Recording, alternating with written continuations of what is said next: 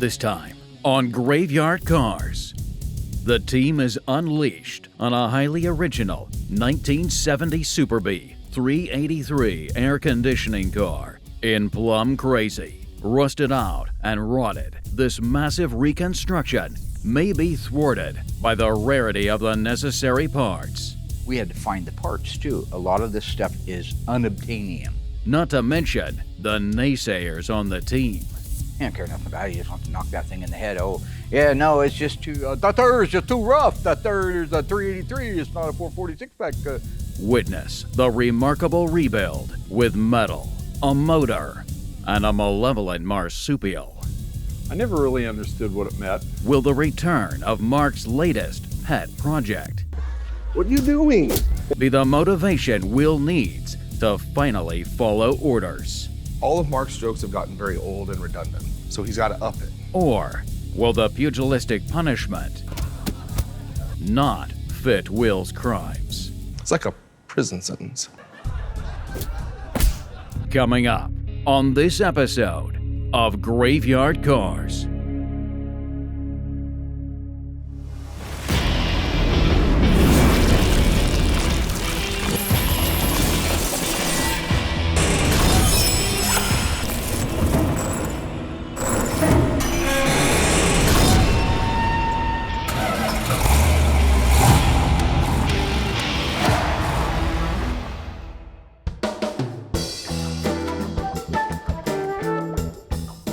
Super Bee in Plum Crazy, one of 5 wild new high-impact colors.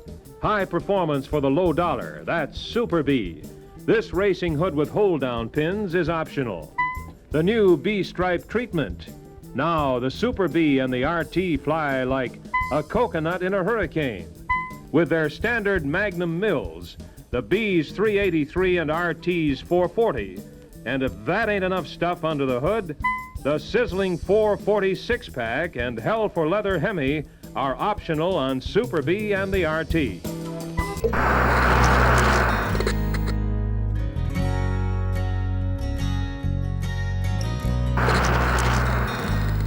All right, so one of the cars that we're working on in the shop right now that we haven't introduced before is a 1970 Super Bee. A few years ago, was reached out to by the lady that owns it. She's the original owner. She had told me that her father had bought it for, I think it's a graduation gift when she was in high school. I had her send me pictures of the car, and I knew we were in trouble when I saw those pictures. It had been sitting in a makeshift barn kind of thing with cinder block foundation and plank flooring in it. So it wasn't a very good structure for it to rest in all those years. Well, eventually it fell down on it. And the only thing that was left was the car setting on this structure. It was real rusty, and this one wasn't well preserved. It was rotten inside and out. It had already been partially disassembled, and so those are the harder ones for us to do, that's for sure. Now, we ended up making a deal for the car to come out here and be restored. At the time, I had my own horrible old tow truck that we sent back there to pick it up, and actually on the route to pick up that car, we grabbed the orange TA Challenger that is now the SEMA 22 car, which is kind of cool. Pictures are hard to tell much of anything. Like I say, I knew it was a mess when I did see the original pictures, but there's nothing quite like it when the car gets here and we're getting ready to disassemble it that you do your inventory. This car's rear frame rails, rear crossmen were so rotted out that the bumper fell off the car. It couldn't hold a bumper. Now, ironically, the finish panel, which is, they no longer produce that and they don't reproduce it, it was in pretty good shape. Taillights were actually there and in good shape too, but pretty much everything on the back of the car was rotted. One nice thing was that the original white C-stripes were on it and they weren't in terrible shape. I believe they had never been masked off before, so that led me to believe it most likely was an original paint car, or at least most of it was. But that's the end of the good news. After that, you've got quarter panels rotted from the roof section, upper deck filler panel, all the way down through the quarters, the trunk floor extensions, the trunk floor, everything on the back half of the car was rotted. The door shells were completely rotted out. The rockers were rotted out. All the floors were rotted out. The fenders were rotted out. The hood was rotted out. Everything. Now, what makes this really challenging is it's a 70 Coronet Super Bee. The fenders and the hoods are the ones that they use to make Superbirds out of. So anybody building a tribute Superbird would want good money for those fenders and for that hood. So we had to go on the hunt immediately to find good, tasty donor pieces so we could put that car back together. So this is not an N96 Ram Charger. This is not. This is a standard bulge hood, which has two little scoops or scallops in it and calls out Super B on the side of it. Real nice looking hood, but not the most highly optioned of the hoods that you could have had. So these cars that have original vinyl tops like this one, usually the top is destroyed. That's okay. We replace them. We get brand new ones from our friends at Classic, no problem. It's the roof underneath it that was rotted on this one. So it ended up needing a roof skin. The front and the back glass channels were also rotted on it. However, all these bad things I'm saying about the car, it is a beautiful combination originally. I would have loved to have seen it new. Plum crazy, white top, white interior, white C-stripe. Be really gorgeous. It's just too bad to see it like this. On the interior, the only thing that was even presentable was the dash assembly and the headliner, which of course they're out of kind of the way of things, so they will tend to survive sometimes. It is a Super B, so it gets the wood grain rally instrument cluster, and that's all in pretty good shape and intact. It's really not a highly optioned car on the inside. White bucket seat, buddy seat, which is the fold down armrest in the middle. Automatic on the column, but it is an air conditioning car, so that's a good thing. So when I wiped off the odometer area of the dash, I could see that it had 72,000 original miles on it. So that just tells you that whenever that car was parked, which I have a feeling was in the late 70s, perhaps early 80s, it had been driven 72,000 miles by that time. But that was the last it was on the road before you see it like this. Now, if you go back to Season 7, Episode 5 of Graveyard Carz, Graveyard Classics available on YouTube, you can see that Tony and I actually inventoried that car. We went around several cars. We were doing little mini validations on a few cars, especially the original ones. This particular car was very, very original, just really, really bad shape. We were able to validate the original fender tag on it, the options that it did have. They all matched what was left on the car. We looked at some date codes on some different parts to make sure they hadn't been changed out. And at the end of the day, we were able to come up with the fact that this is a very original 1970 Super B 383 automatic air conditioning car. Look under here, we got the original fender tag, the original emission decal, which I think is kind of cool. There's not a lot on the tag, it's not heavily loaded, but you see it is white interior, white top, C-stripe, and bench seat, which is kind of unusual. I would have liked to have seen a pair of buckets in it, but at the same time, it's also an automatic on the column, which is kind of a downer. You know, throughout time, I always liked bucket seats because they're cool. Right. But for sitting and riding in the car, I agree. a bench. Again, the old man thing. Yeah, a little bit nice. older. You got to find half a dozen items or more. The control arms are dated. The lower control arms are dated. The K-member is dated also. Right. And those are I dates. mentioned that already, though. You said K-frame? Oh, you did? I didn't hear you say that. It happens. Are you sure? Okay, cool breeze. You know, I'm gonna have to go see a therapist because I'm looking back through that Season 7, Episode 5, and he even ruffles my feathers now, just watching him ruffle my feathers in. It's part of it. He's got a sickness. There was a guy that used to be on the show years ago that liked to wind me up a little bit. Remember that guy? You remember him, buddy? Sorry, Tony. So one of the things Tony and I talked about after we looked over the car and validated it was how important it is that you store a car properly. If you know someday you'd like to drive it and someday you'd like to restore it and it means something to you, and I believe that these cars do mean something, you've seen it multiple times, preserve it the best you can, cover it. Let it breathe in the summer, cover it in the winter with a tarp. Put it in a garage. If you don't have a garage, find some way of keeping it safe. Dry it out occasionally. Put the mothballs inside it to absorb moisture. Do what you can to try to preserve it. This is just a good example of what happens if you don't take those necessary steps. So anyway, that's cool stuff that you got to know if you're working on these things. But the overall condition of the car is rough. Yes. Right? Yeah. It's very, very rough. It's got a lot of rust in it. Not abused, but had a bad Parked. Right. The worst kiss of death in the world is parking a car. People don't understand that. They think going out and hot rodding it and burning out and sliding around, that's great. That keeps the car moving. All right. You park them underneath a tree, you set them out in the barn and let the barn collapse on them, like that's what happened with this one. They rot. Now, one of the things that I had talked to Tony, Mr. Heartless, about back in the day. We were going around these cars was, do you restore it or don't you? We were making decisions. We had done that on a Daytona and a couple other cars in the past, and it was kind of informative for the people, so we did that at the time. And of course, he wants to knock it in the head. I understand why people keep cars, because they have future plans for it or it's sentimental, but if they're not keeping it in good storage, they're ruining the car. They're ruining the car. So anybody that's out there that has a car stored, get it. I agree. Save it in a good place. So the real question then at that point is, you know what the end value of this car is. You know about what it costs to have Graveyard Carz restore one. Do you restore this car? Do you not restore this car? You don't care nothing about it. You just want to knock that thing in the head. Oh, yeah, no, it's just too, that there is just too rough. That there is a 383. It's not a 446 pack.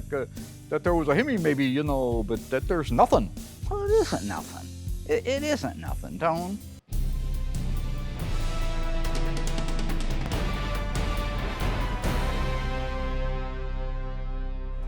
Okay, Mark, first of all, like usual, you got all your facts wrong. Yes, I did say that based on the fact that it was really bad shape and only a 383 automatic car, that if you asked me, I wouldn't restore it. But you then pointed out that the car is an original owner car and that, of course, it has sentimental ties to the owner. So at that point, I agreed that it's justified restoring that car. And you know, Mark, an interesting point, Dodge never offered a convertible Super B in any year. Dodge also never offered a Super B hardtop.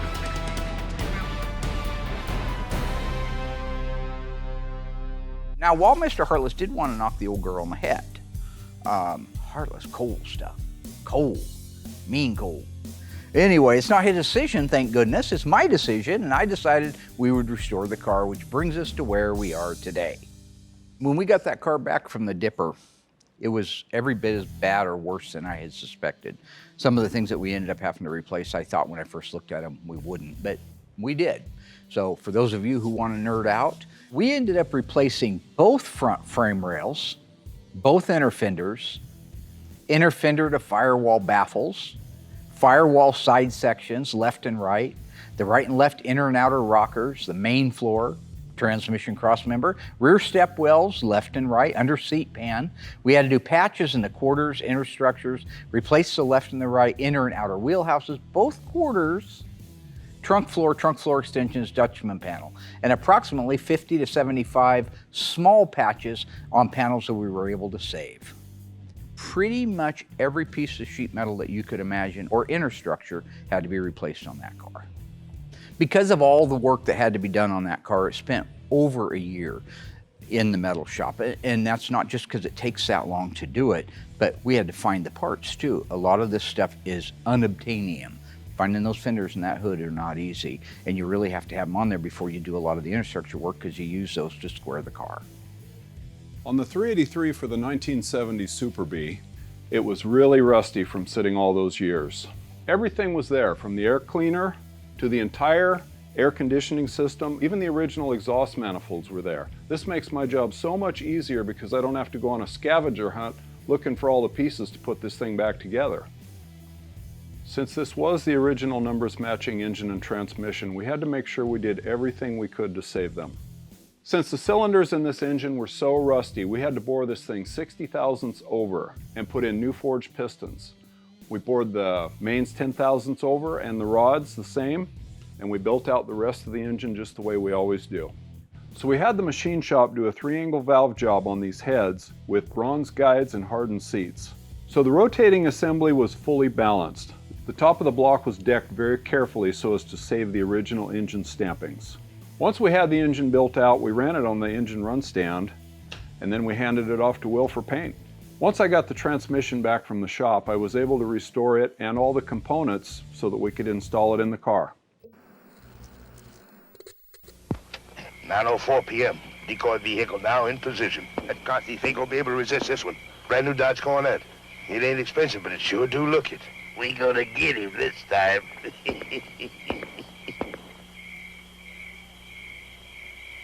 Hey, JW, that you over yonder? Duford, will you be quiet? Shh. Somebody left the keys in a car over here. That's a good way to get it stolen. Buford, hush. That's the whole idea. Hey, it's a brand new Dodge Coronet. Ain't that pretty? Buford, will you get...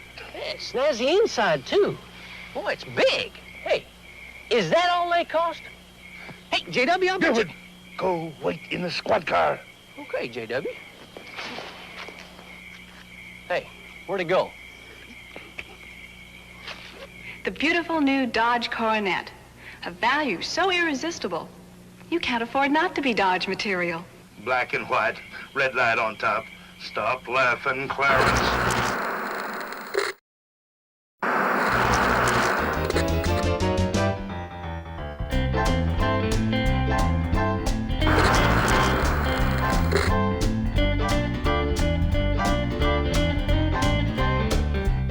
So I finally get to black out the AAR, which I'm super excited about because it's the first one I've done, and then it enters Freckles.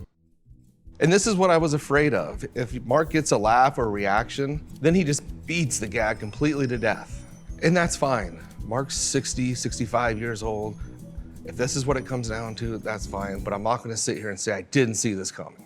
The pageantry involved now was way different than what it was in season 4. I mean, probably because he has more money, so he can buy saxophones, he can buy Freckles. You know, it's a little more violent. Before it was just signs, you know, that gave you that threat, but now it's an actual animal in-house to give you that threat. All of Mark's jokes have gotten very old and redundant, so he's got to up it.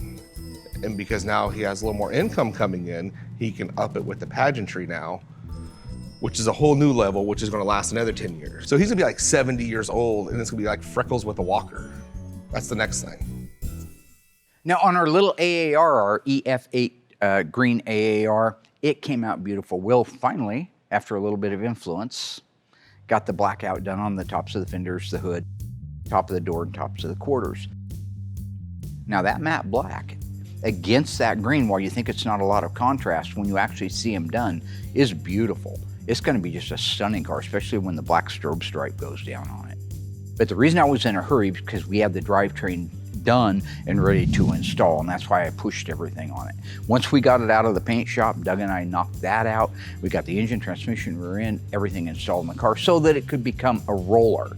And now that it's a roller, it can go through the rest of the shop and get assembled and back to the guy that owns it, who's been very patient with us.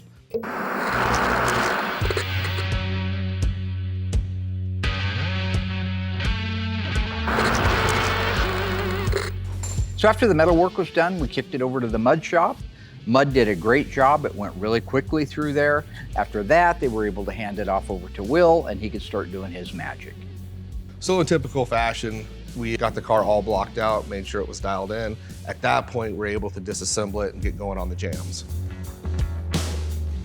So right now is what I'm doing is if you prep the car, I let you jam the car. So that way I can get Brody spraying more, and I have my new helper, Count Chocula, spraying at the same time, so they can develop their skills at an even pace.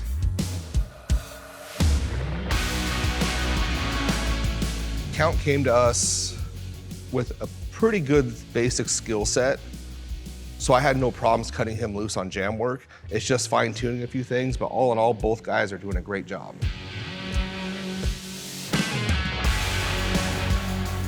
I've been doing more and more painting of the jams here, and it's going really well. It's the first time painting the FC7 Plum Crazy. Will told me it takes about 6 coats to hide and about 2 coats to finesse. It's a really nice color, especially with the metallics.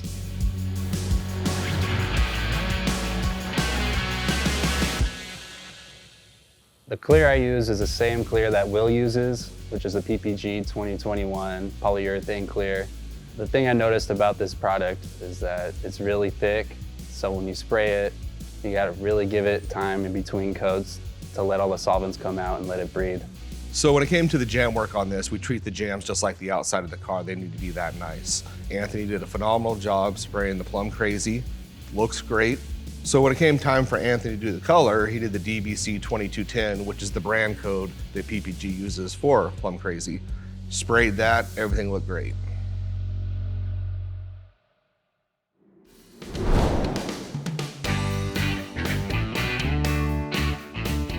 I think Chocula's doing a great job. I love the guy. He shows up on time. He stays late if you need him to, which he did multiple times for us. He follows orders. That's a good thing, right? I ask him to do something, he does it. That's why him and Freckles get along great. You know, Freckles respects people who respect the code. They're besties, man. You see those two guys together, they're hanging out all the time, eating lunch. They're friends. And that just shows it can be done. So on a B body, most circumstances, we do the body color and we do it black. With this car having white interior, inside of the doors instead of black needs to go white to match the interior. So we use the EW1, which is a white single stage. So Anthony goes in there, sprays all the purple, comes in the next day, masks everything off, and then sprays the single stage white down. So when those doors are put on, it matches that white interior and trim panels. Very nice.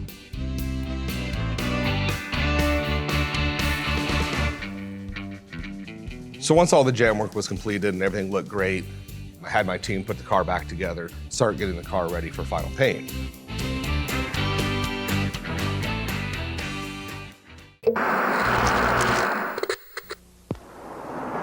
Good morning, sweetheart. Haven't we stopped yet, Ferris? Just did to fill up. Whoopee. Man, what a wedding present. Yeah. Dodge Coronet wagon. Don't even have to lower the window to open the back door. Aren't you getting a little tired of driving, darling? Tired? As comfortable as this baby is? And notice how the optional wind vane keeps the rear window clean. Hey, there's a nice place. I'm telling you, our house should be this plush. Ferris, I'm hungry. Sure, honey. Take a look back there. That deck's wide enough to hold paneling. Over 4 by 8 feet. Hey, why waste money? We could just... Ferris, you wouldn't. New Coronet Crestwood wagon. With this much wagon at this low price, you can't afford not to be Dodge material. Ferris, put down the owner's manual and turn out the light.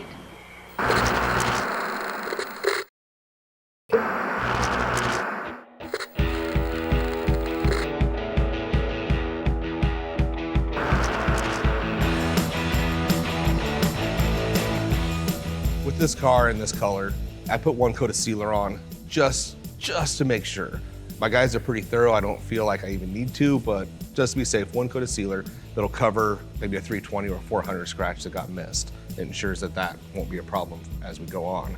Once the sealer's on there, I let it sit for about 45 minutes.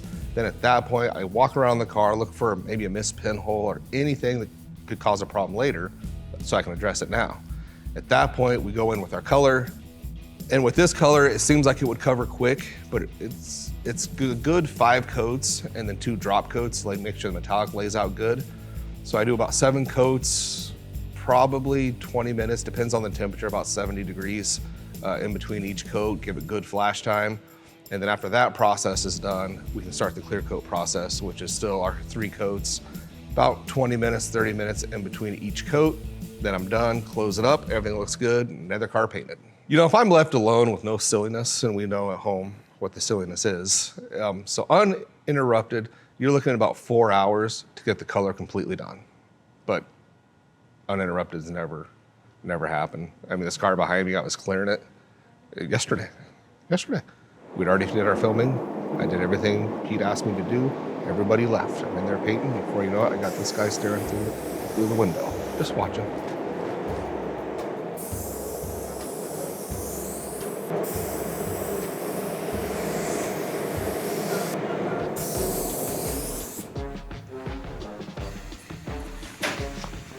What I want to know is why you're not doing it on the roof. We just talked about this on the green car, right? Remember the whole thing about the green car? Yeah. Why aren't you putting color up there? Well, a couple things. Okay. First of all, I'm like right in the middle of a paint job. I understand that. And I understand all the... Is that a dirt speck? He can threaten me all he wants with his craziness and costumes. The great thing about Mark, in 30 days, he's not gonna remember any of it. Secondly, factory didn't even have color on roofs that got vinyl tops. So this is where I would have listened to Mark. It's his shop, his paint, his rules. That's why I get along great with him. I told you about this on the green car. I want to pretend like it's never ever going to get a vinyl top. It's never going to get blacked out. But with the green car, I talked to the customer and he assured me that we were doing it. Listen, I'm a creature of habit, okay? I do things the same way. I put my shoes and my wallet and my keys in the exact same spot. I'm a creature of habit. That's how I survive. Also, I just like things done my way. That's one of the advantages of being the boss. Yeah, but I've worked with customers before and they change their minds and they still do it. This is actually an all-original car, and it gets a black vinyl top with black interior and white doors, and she loved that option and she wants to maintain that look. So I know that we are keeping it on You top. ever see the Lethal Weapon franchise? Yeah, heck yeah. Great series, right? All of them. So people say, why is it going these crazy references to movies and make all these threats, and what's up with this Freckles thing? Well, it's to make him learn. It's just a different type of thing. I'm willing to take the time to help him learn. You can use scenarios from movies to learn from, right? All right. Remember Marathon Man? Is it safe? Is it safe?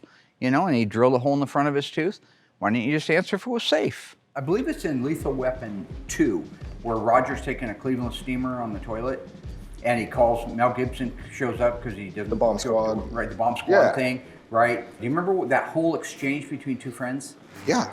So he says, okay, we're gonna go 1, 2, 3 and go. And then Mel Gibson needs a clarification. You mean 1, 2 and then go on 3? Or 1, 2, 3 and go. Yeah. They didn't do that for experience. They did it because they needed to coordinate what the other person wanted. Gotcha. This is what I meant when I talked about 4 hours uninterrupted. It doesn't happen. It's strictly just Mark and his silliness, and this is exactly what I'm talking about. See, he didn't want his nutsack turned into sushi when Makes that toilet sense. bowl Yeah, was because up, that's all right there. Do you want to pick your balls up off of the wall? No. So 1, 2, 3 go, or 1, 2, 3 go. Right. It's important. Paint on the roof keeps your balls from ending up here. So I'll expect some paint on the roof. You know, after all the silliness was done, I was able to get the car done. Car looks great. And you guys at home see what I deal with. And I know you guys have to believe this, because I know when we go to SEMA or car shows or other places, number one question is, Mark really like that? It's yes, this is day to day for 27 years. It's like a prison sentence. You need me to rotate it down? No, okay, let me know if you need some help with that.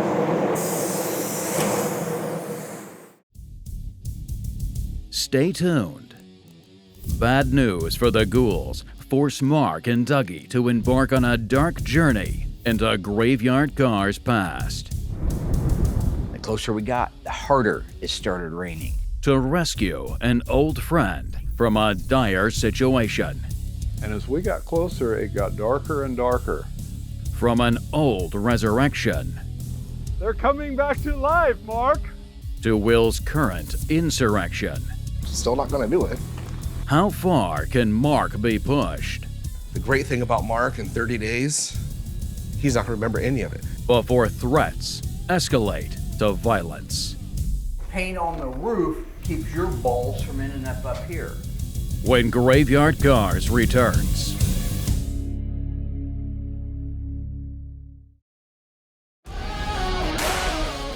This 1969 Roadrunner was built with a high-performance 383 engine and an automatic transmission. It was also built with an RM23 two-door hardtop, a white interior and white top on the inside. It is one of the rarest birds here at the shop, and it also happens to be the subject of this week's autopsy report.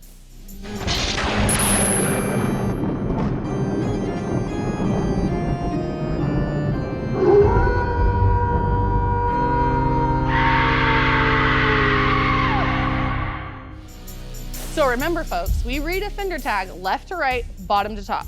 E63, that's gonna be a high performance 383 engine. D32, 3-speed automatic torque flight transmission. RM23, that's the first 4 digits of the vehicle identification number.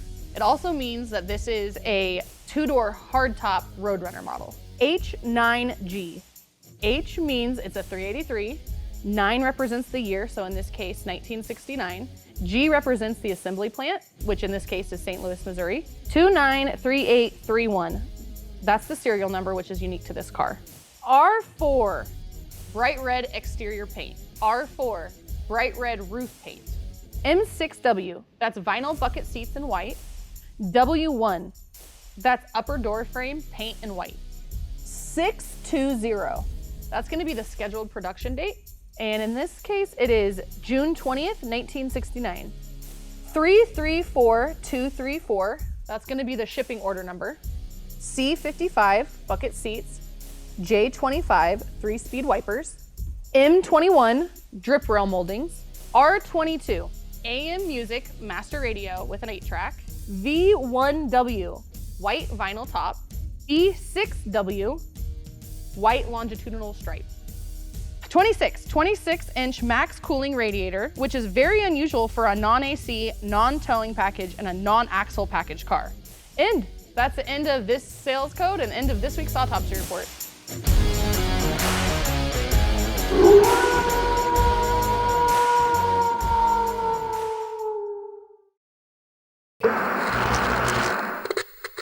Keep on it. So anyway, Mr. Evans. Easy. When I sold you this new Dodge custom swept line. Yeah, love it. Mr. Evans, I made a terrible mistake in the price.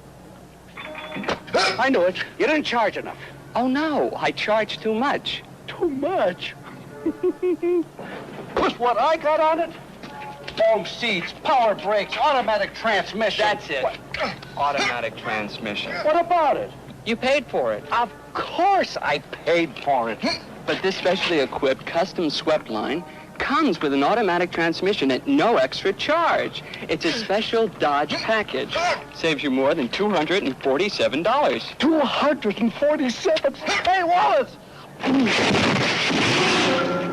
The new custom swept line automatic special. See it today at the Dodge Boys.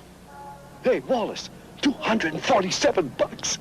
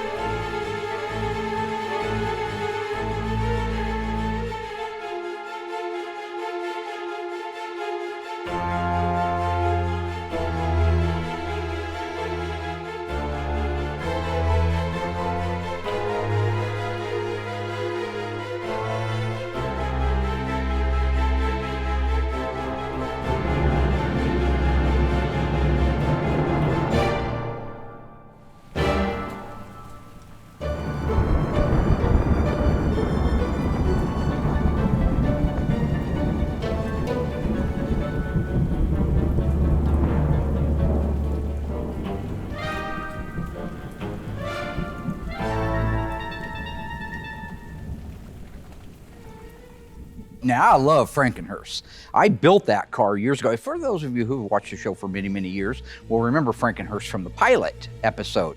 This was all for this epic trailer for the show. I didn't know what I was doing at the time. I just wanted to make something cool. So I built a 1968 Cadillac hearse, but it couldn't be a Cadillac powered hearse, right? Because people would mutiny on me. So we ended up taking the 500 and some cubic inch, maybe it was a 500 cubic inch Cadillac engine and transmission out of it. And I adapted a 440 Magnum in it, rebuilt a 30 over, I think, mile camshaft, put a tunnel ram dual fours on it, and we used that many times in that original opener, the original cold open that it was and trailer that it was for Graveyard Carz. Frankenhurst has been with me since '08 when I first built the car, but we haven't used it. You haven't seen it now in probably 200 episodes.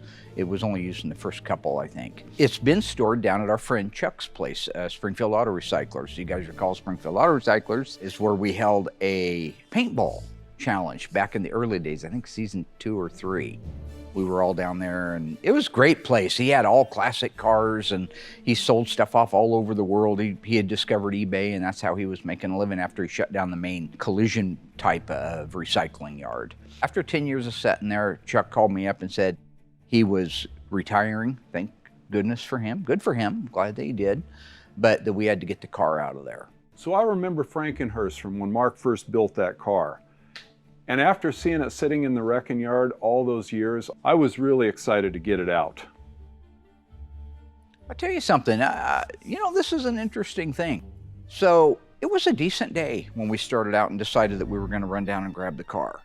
And you remember in the Munsters, whenever there was always rain and clouds over the house itself, no matter how nice it was everywhere else, it was raining outside the house. That was a great bit. Well, I think Frankenhurst borrowed a little branch from that tree, because while we took off and it was nice weather, the closer we started getting down to pick up the car at the wrecking yard, the more it started raining. The closer we got, the harder it started raining. Now, Doug, he's simpleton. He loves this stuff because he loves monster movies. I'm not so thrilled because I know I got to be out in it. But literally, as we were pulling up to that place, the skies opened up and really let go. So when we left the shop, it was dry out and sunny. And as we got closer, it got darker and darker. And this was like a lot of old movies I've seen. It was right up my alley.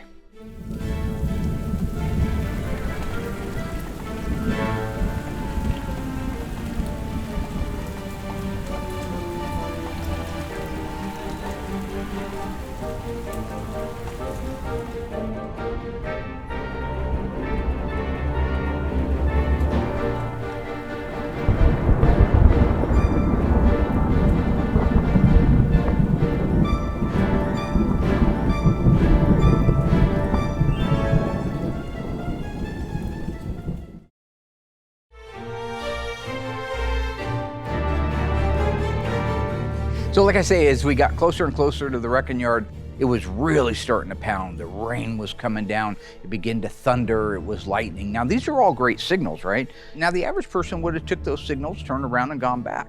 But I asked Dougie, he says, no, this is great. This is perfect weather. This is my weather. And why is it his weather? Because he's kind of like Frankenstein. He loves those old monster movies. I do too, but I realize they're movies. He wants to live them. He wants to go out into some graveyard and dig up an old body and try to reanimate it. I don't understand what is happening with that man. All I know is so I guess technically he's my Igor or Igor. I heard your name was Igor. No, it's Igor. I changed it. So you changed your name to Frederick? No, it's Frederick. Frederick. That's young Frankenstein. I love the old monster movies, and so does Mark. I don't know what he was complaining about. I thought it was a beautiful day to pick up Frankenhearse. When we finally got out there, it's not surprising that one of the tires was flat. Frankly, I'm surprised they weren't all flat. What was a little surprising is I found myself in the middle of a graveyard, digging up an old hearse with thunder and lightning, pretty much all the worst scenes of the Bible you can imagine, all the things from Revelation. Look, I'm not a 1930s monster movie. I'm a human being. Dougie loves this stuff. Yeah, I see him out there. He's just like that Igor dude. He's happy. It's raining down on him. It's thunder. It's lightning. He's miserable and he's happy. He's happy. That is whack.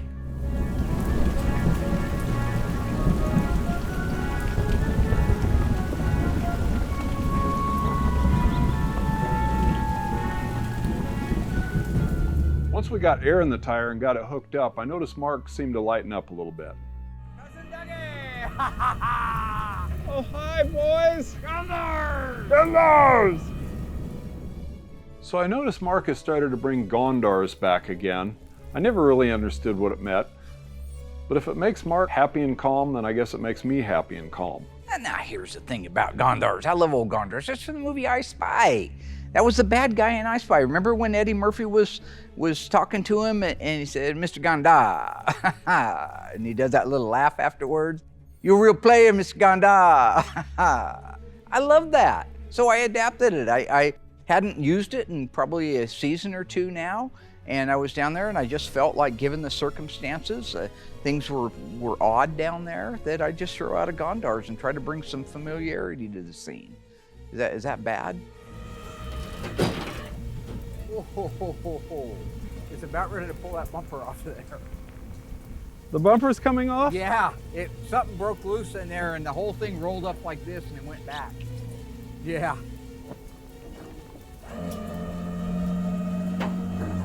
All right. Frankenhearse. Why doesn't it say Frankenhearse?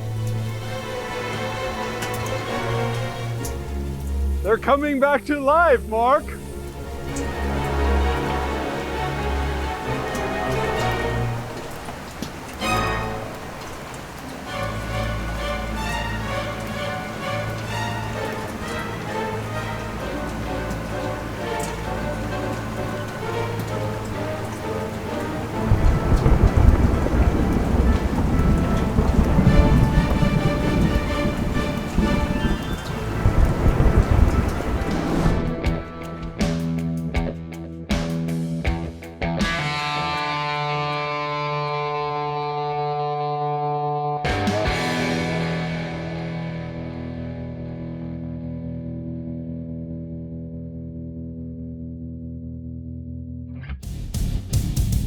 Still to come. Will didn't follow an order again.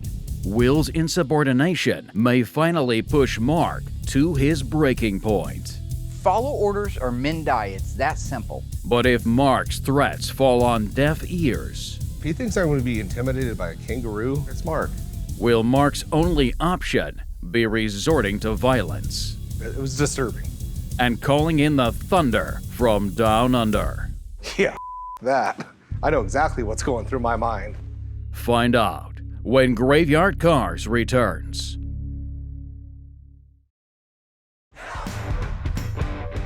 While I was gone, I left specific instructions that I wanted Brian to get the car out of the paint shop as soon as it was kicked off and put the drivetrain in it so that we could make it mobile, which we did.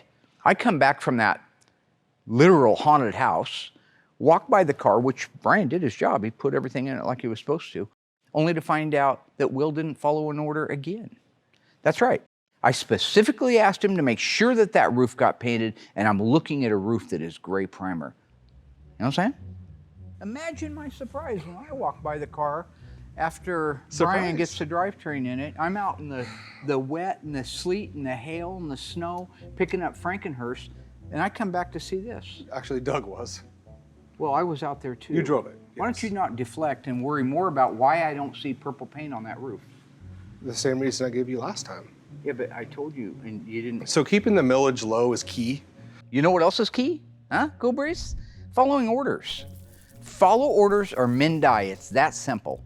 Jack Nicholson, that is from A Few Good Men, and it's a fact. So is what I started doing is, why take all the extra purple to put on this roof when Because it's the boss covered? asked you to. But the boss doesn't understand how real this problem is. So I have a bunch of leftover paint. So next time we're doing this color, I have materials from this car and this car. So it's fair to say you didn't learn anything from Freckles. Him and Freckles, man. If he thinks I'm going to be intimidated by a kangaroo, I mean, really? I know who's underneath there. It's Mark. Why are we talking about Freckles still? Can we move on past Freckles? See, look at what he's done to you, Pete. He's literally taken quality questions, throwing them all out the door, and it's all about Freckle. It's all about Mark again. Got it.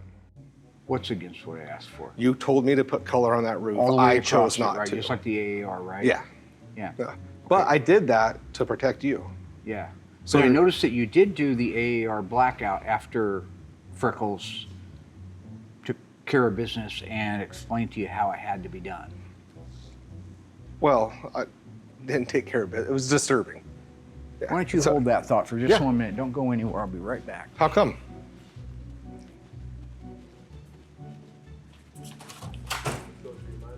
Yeah, that. I know exactly what's going through my mind.